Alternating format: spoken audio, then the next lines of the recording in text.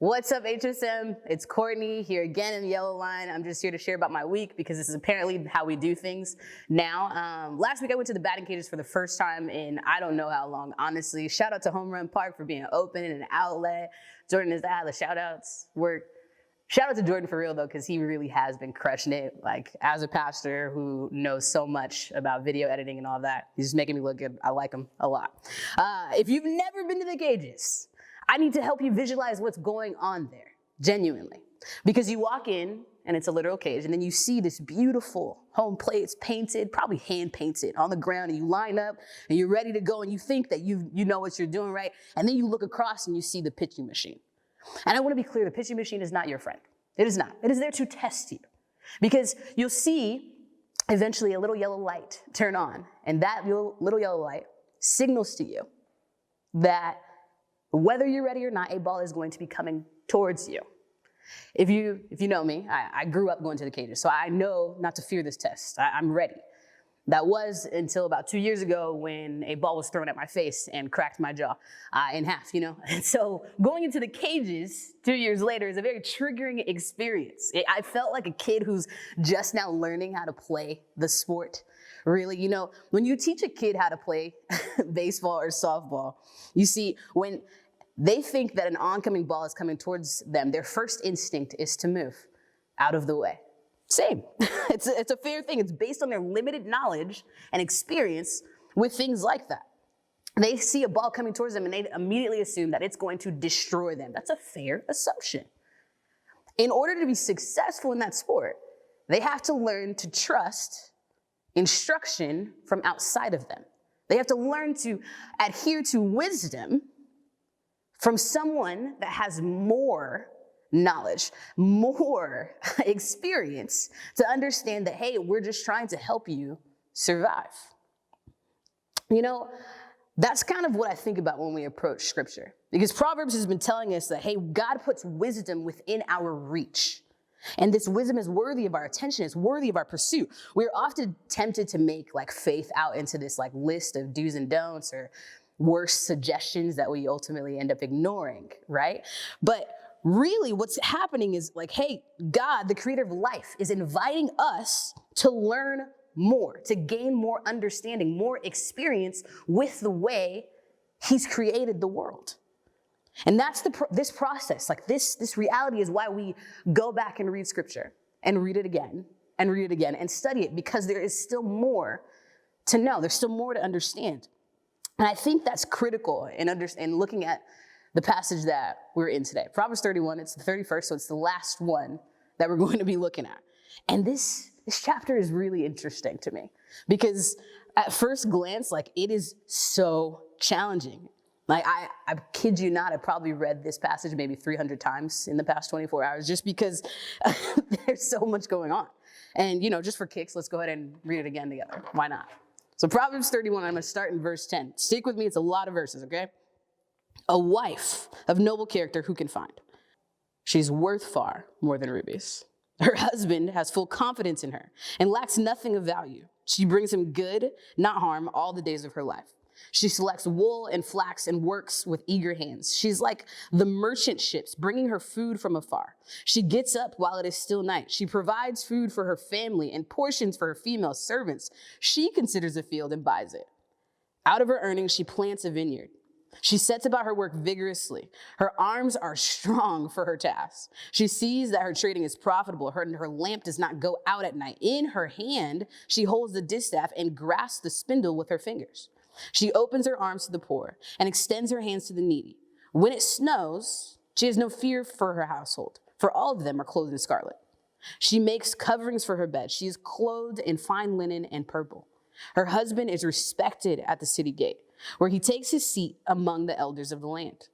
She makes linen garments and sells them and supplies the merchants with sashes. She is clothed with strength and dignity. She can laugh at the days to come. She speaks with wisdom and faithful instruction on her tongue. She watches over the affairs of her household and does not eat the bread of idleness. Her children arise and call her blessed, her husband also, and he praises her. Many women do noble things, but you surpass them all. Charm is deceptive and beauty is fleeting, but a woman who fears the Lord is to be praised. Honor her for all that her hands have done, and let her works bring her praise at the city gate. So, ladies, just go ahead and be that. And guys, look for her. That's all I got today. So have a good week. Legitimately, that's how this text is usually taught, right? And I don't know, like when I hear that, it's really unsettling for me, because if this is a checklist for biblical womanhood, they lost me at verse 15 when they said she wakes up early in the night to feed the people. Never gonna happen. Sorry, it's just not gonna work for me. Genuinely. And I realized, wow, this woman is extraordinary. She keeps her house running all day and night. Like, these are the things she does. She's buying, trading, investing, planting, sowing, managing servants, doing charity work, feeding the family, keeping them clothed, even when it snowed. It made sure to say that in there. And she's constantly being someone her man can count on. She is working out here. It reminds me of this movie called Smart House. It's on Disney Plus if you haven't seen it. The house is run by a computer to respond to all the needs of the family. And they'll show up and they say, hey, Pat, can I have a smoothie? And the sink makes a smoothie. It's amazing. Pat, may I have a strawberry smoothie? Certainly, Angie. Ta-da. Wow. Pat realizes that the family still has more needs, so she turns herself into a mother, but come to find out, spoiler alert, she cannot handle all of her responsibilities, and she goes into a disarray. And she's a computer. If Pat, the computer, can't do all of these things, can we as human creatures be expected to do all these things on our own? As I was reading this and rereading it for the 300th time, I just came up with so many questions. And I realized that those questions actually helped in understanding what was going on here. And the first is, well, how is this written? How is this passage of scripture written? This is a poem. I think it's important for us to realize that this literary work is a poem. And like any other poem, there's a main point in it. And so that main point is what we should be looking for, rather than identifying this as a checklist of things that we should make sure that we're running after. And that main point is the author is revealing to us, the author is revealing to us what wisdom looks like in action. The author is showing us what wisdom looks like in action. The whole book of Proverbs tells us, hey, wisdom is out there, go get it, get after it, and then practice it. It would make sense for the book to then end by giving us a tangible picture of what that experience of practicing wisdom would look like in the real world. Wisdom is no longer an abstract concept, but wisdom is something that inspires certain characteristics, certain characters, certain patterns. And this excellent wife in the poem clearly has recognizable characteristics. She's taking care of people. She's working diligently. She's staying prepared, and she seems to be managing all of her responsibilities effortlessly. And I think it's really important for us to realize something, that her efforts are rooted in wisdom. We know that because in verse 30, it tells us that she was a woman who fears the Lord. And if you've been reading with us this month, you would realize that that phrase is pretty triggering, because we know that the beginning of all wisdom is fear of the Lord. So that's the first question. How is it written? Well, it's a poem. That tells us a lot about it. The second question that I want to consider is, well, why is it written? Who is it written to? You, the church, the one that Christ calls his bride. A few commentaries said this is clearly a passage that's supposed to be applied to individuals, but in light of Christ, in light of the cross and what has happened in history, could it not also be applied to the church, who is often described as his virtuous spouse? Because if that's the case, we have some other questions to begin considering. Like the woman in these verses, what is your center of gravity? What is your motivation for your efforts? Is it in what you can do and what you can accomplish? Is it how people are seeing you and your image and reputation? Or is it in the recognition that God invites us to know his wisdom and actually put that wisdom into practice? What is your center of gravity? Because if you invited wisdom to guide you, I think it would make a huge difference. Church, what if you let wisdom inspire you to see that your worth is far more valuable than rubies? Verse 10. How do we know that?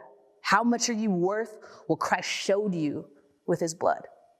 Church, what if you let wisdom inspire how you cared for those around you, caring for the physical needs, like the women described in Proverbs 31, verse 12, 14, 15, 20, 21, because you've experienced Christ's care for you. Church, what if we were completely and wholeheartedly devoted to Christ? The way the Proverbs 31 wife is to her husband. Would Christ be respected at the city gate like the husband is in verse 23? Remember that Proverbs makes a pretty big claim, essentially saying, hey, things usually work out really well for those who follow and pursue wisdom. If you order your life around wise sayings, your life will go well. That's the promise. Church, Proverbs 31 offers us a timely role model in this noble wife. Let's not ignore her. Church, don't be afraid to let go of your own assessment of how life is supposed to go, how to achieve a life lived well based on your limited knowledge, your limited experience, because we follow a God whose knowledge and experience and wisdom and love and mercy and grace towards us knows no limit. I hope that's really encouraging to y'all today. Have a great week.